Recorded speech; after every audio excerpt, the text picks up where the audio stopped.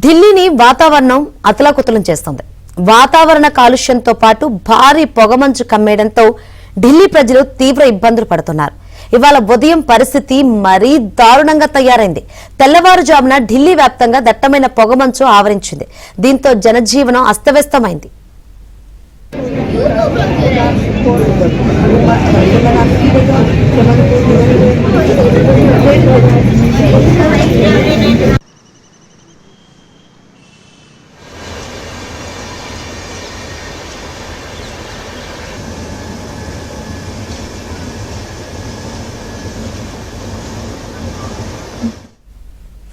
ఒకవైపు ప్రమాదకర స్థాయికి చేరుకున్న కాలుష్యం, మరోవైపు దట్టమైన పొగమంచుతో ఢిల్లీలో గాలి నాణ్యత సూచి తీవ్ర స్థాయికి చేరింది.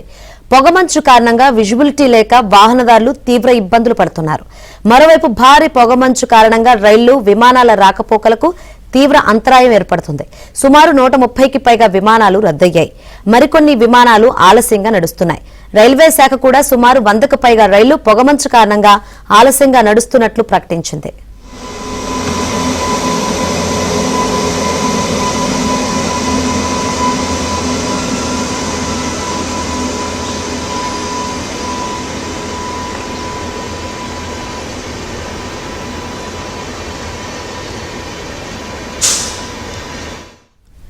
రానున్న 2-3 రోజుల పాటు ఢిల్లీలో పొగమంచు ప్రభావం కొనసాగే అవకాశం ఉందని వాతావరణ శాఖ అంచనా వేసింది.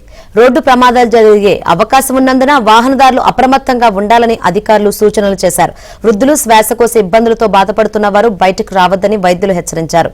ఢిల్లీ సహా పంజాబ్, హర్యానా రాష్ట్రాలకు వాతావరణ శాఖ శీతల గాలుల హెచ్చరికలను జారీ చేసింది.